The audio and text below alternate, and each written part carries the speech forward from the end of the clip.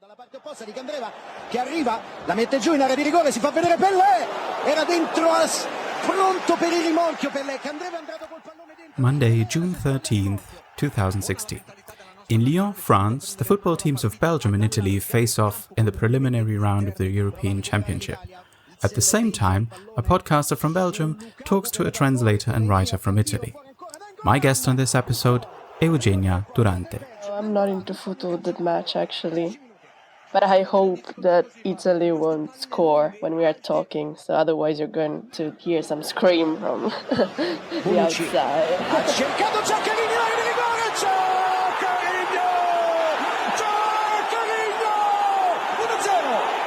1-0! Italy defeated Belgium in the end and would go on all the way until the Euro finals, but eventually lost to Portugal. But back to my guest, Eugenia. She's from Genova.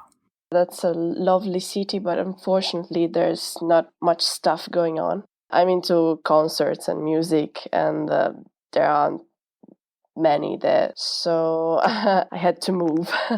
But before she ventured out into the world, Eugenia went to school in Genova and took a particular interest in Latin and ancient Greek. Which is not so weird for Italians. There's this type of high school I attended, which is called Liceo Classico, where you get to study ancient Greek and Latin and translate from ancient Greek and Latin into Italian. Actually, I hated translating from Greek into Italian, but it was my fault because, I hadn't studied Greek grammar very well. So I was struggling a lot.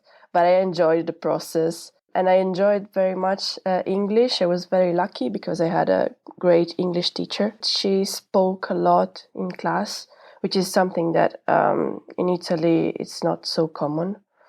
And I think that that's one of the reasons why Italians don't speak English that well in general, because you get to study a lot of grammar, but you don't get to practice at all. Yeah, I fell in love with English and I decided to try and make a living from it. And so when I said I want to study languages, but in a more practical way, she supported me, and she told me that there was this interpreting and translation school in Milan. And so I took my high school diploma, and then I moved to Milan in 1 month, and then I started to attend classes, and I graduated in 3 years. Eugenia could have become a language teacher maybe, just like her mum, who teaches at an international school. Or she could have done something else entirely. At first I thought I wanted to be a ballet dancer, but then I realized I am really the worst dancer in the world, so I changed my plans. Okay, so no swan lake. But what about writing? That started when I was at university, actually, and it was by chance. I mean, I always liked writing. When I was a kid, I used to say that I wanted to be a writer. I read a lot of books, and when I was at college, I met a guy who was working as an editor for Rolling Stone magazine. At the same time, something happened in my hometown. Angeli del Fango sono I volontari che a Genova non hanno paura di sporcarsi le mani, di lavorare tutto il giorno per far rinascere la città ferita dalla violenta alluvione che ha devastato case, strade e veicoli. They had a huge flood.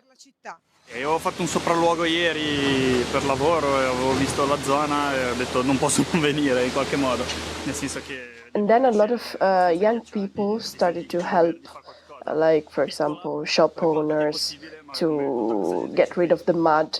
And it was a big thing because there was a networking. They were on social networks, they were on TV, they were called the Angels of Mud, Angeli del Fango.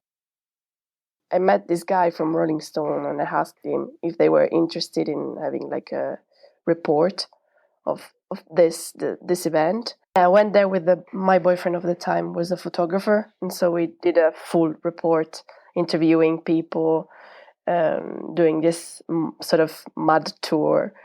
The editor was very happy with it, and he asked me if I wanted to actually write for the magazine, for the website. And Eugenia's second passion after translation, writing, eventually led her to London. The first time I went to London, I was 7 years old, and I fell in love with the city. I was always dreaming about moving there. After graduating in translation and interpreting, I wanted to do something different, to focus more on writing.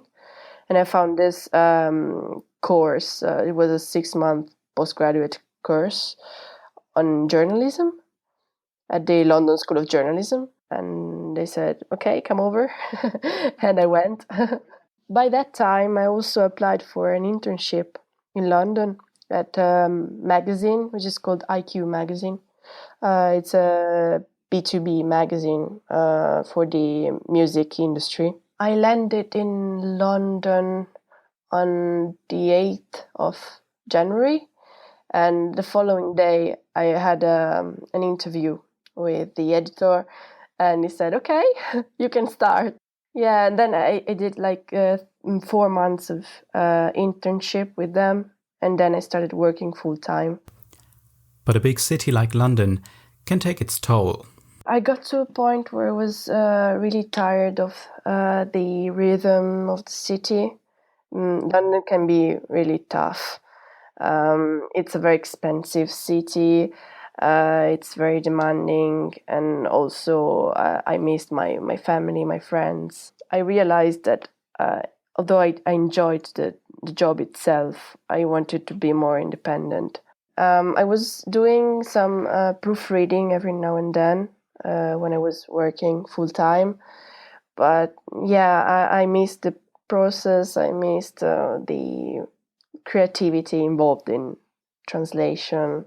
I enjoy both things. I enjoy journalism and translating. So being a freelancer with my own business, my own timetable, my own schedule allows me to enjoy both things.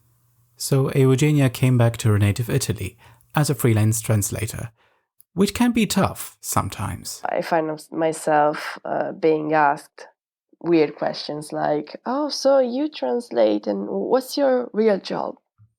Hello, translation is a real job, and it can come with very interesting specializations. As a translator, I'm specialized in marketing, forex trading, audiovisual and editorial. While as a writer, I am specialized in music business, and pop culture.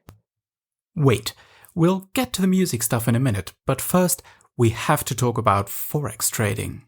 Yeah, and that started completely by chance, actually, because I applied for a job which was in marketing, and then their proofreader got sick, and they had this long document about forex trading, and they asked me if I could do it, but I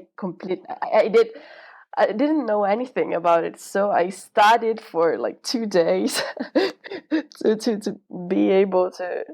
And I hate mathematics and economics, but I really enjoyed that. Just a quick info, Forex stands for foreign exchange. It's a big market for the trading of currencies, so buying, selling, exchanging currencies at current or determined prices. And in terms of simple volume, it's by far the biggest market in the world. I'll put a link to the Wikipedia page in the show notes so you can read more about this. It's interesting to understand how it works, because it's all about binary options, and this kind of stuff are really fascinating to me. Okay. Enough with the money already. Let's talk about something even more interesting, music. You've heard that Eugenia also writes about music, and this spring she attended one of the biggest music events worldwide, South by Southwest. SXSW, or just South by, is an annual conference/festival. Well, several actually. There's a film festival, a music festival, and a festival for interactive media and technology where, by the way, companies like Twitter and Foursquare had their big breakthrough. I mean, it's a huge trip from Bologna to Austin. It took like 14 hours. It was exhausting. Yeah, and it was also my first time in the States. That must have been quite a first-time experience. In a way, it was exactly how I thought it would be. In Italy, we watch a lot of American movies, and it was a bit like a movie. So it was strange because sometimes I was down the streets and I felt like I knew a place or I knew a situation was very familiar to me. It was an amazing experience. Not much for the music, indeed, because I was a bit disappointed on that point. But the festival is great, the organization is huge, and also the panels and the keynotes were very interesting. I was there for a magazine I write in Italy, and I went there with my boyfriend, who's also a journalist. And so, yeah, we decided to go for this adventure. Mister!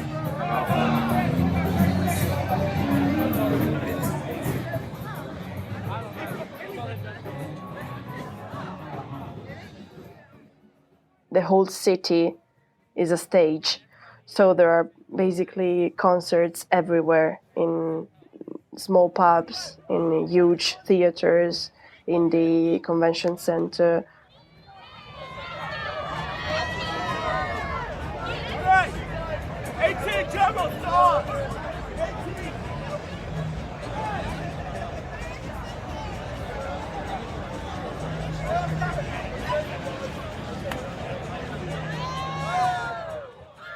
There are thousands and thousands of bands. It's breathtaking, and so we had some issues deciding what to go and see and what to leave aside, because it was literally impossible to see half of the program. But then when we got there, we realized that we really needed to download the app, which is great because it shows what's going on at the moment. And so it saves your life, basically.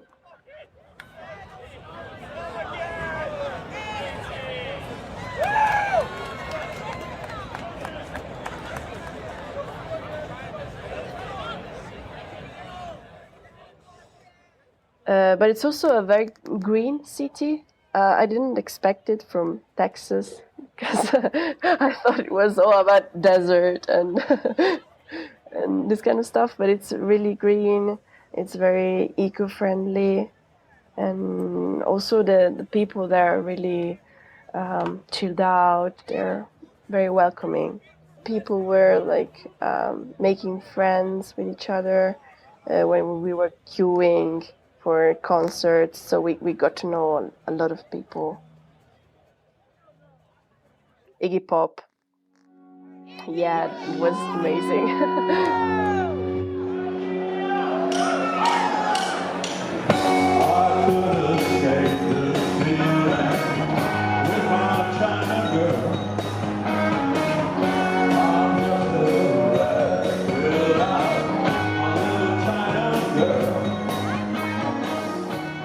And also we went to see Cypress Hill.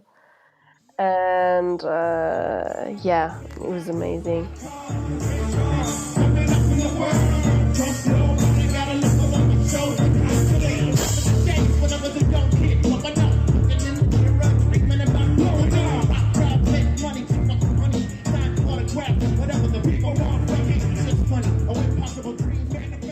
I saw one of the keynotes I was waiting for was the one from Tony Visconti, which was the historical David Bowie's producer, who basically did a speech about the music industry and the situation of, for example,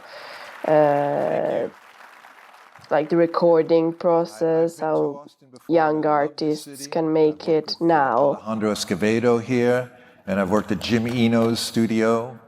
And I consider Ray Benson a great friend. So it's really, really great to be here again. But as a keynote speaker, I'm terrified. don't know what to say. Oh yeah, I do actually. And there were also like the NoFX band talking. Then they had Mark Mothersbaum from Devo. Another very interesting panel was featuring the main visual collaborators of David Bowie. So they were basically explaining how his latest album and last album came out. Best part of South by Southwest? Hip hop was amazing, yeah. I didn't expect it because, I mean, he's 70, almost 70. But yeah, it is unbelievable. I mean, And what was not so great? one thing that left me a bit upset, perhaps, was that I was expecting to see more new bands doing like original stuff or particular sounds. I wanted just to hear something new. I couldn't find somebody who was really something new, you know. I saw some Italian acts, and for example, there's a band which is called Birth. They are very young. The singer, she's 19, so she's super young, and they're great. They did a great showcase, and so when I went back to Italy, I looked for them and I went to see them. So it was good to find an Italian band you enjoy in Austin.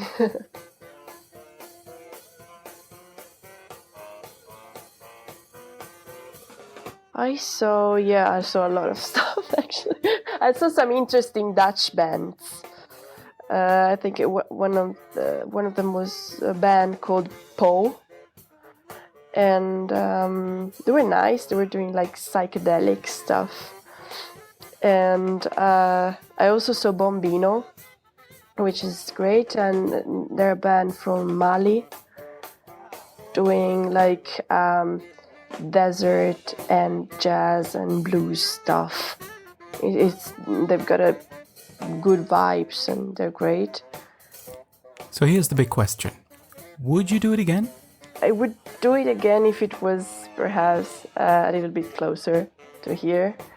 Otherwise, I think we have great festivals in Europe as well. For example, the Primavera Festival is great in Spain. I also asked Eugenia if she ever dreamt of attending a music festival on a stage as an actual artist. I played the piano when I was a kid. I played it for 8 years. I also play a bit of guitar. I enjoy music, but I'm not a musician. I can't say I'm a musician, actually. Finally, Eugenia's next project involves both a festival and translation.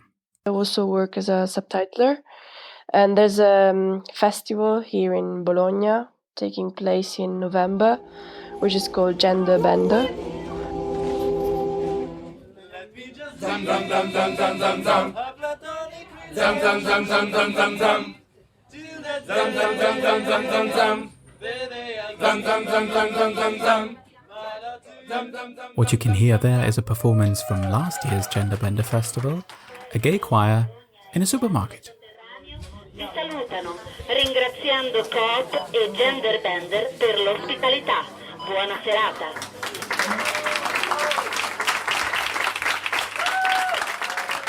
It's about gender issues, human rights, and this kind of thing. And they have a huge cinematographic area. They've got a lot of movies, and I work as a subtitler for them. This is a bit different because you're hidden. You're not like in the spotlight. Yeah. There's a cinema and there's the movie going on. And I am in a little like booth working with a computer and a keyboard, and what I write is projected in below the screen. Now, if you want to know more about what Eugenia is up to right now, you can find her online. Got a website, which is www.eugeniadurante.com. And then I've got a Twitter profile, which is Eugenia Durante, so easy. And I'm also on LinkedIn. Grazie, Eugenia. This has been episode 25 of the LangFM podcast. You can find it online at www.langfm.audio, on iTunes and everywhere else in the company of all the great shows. If you've enjoyed listening, please leave a review, a star, a heart, or any other sign of podcast appreciation. And subscribe if you haven't yet so you don't miss future episodes. Talk to you soon. Bye-bye.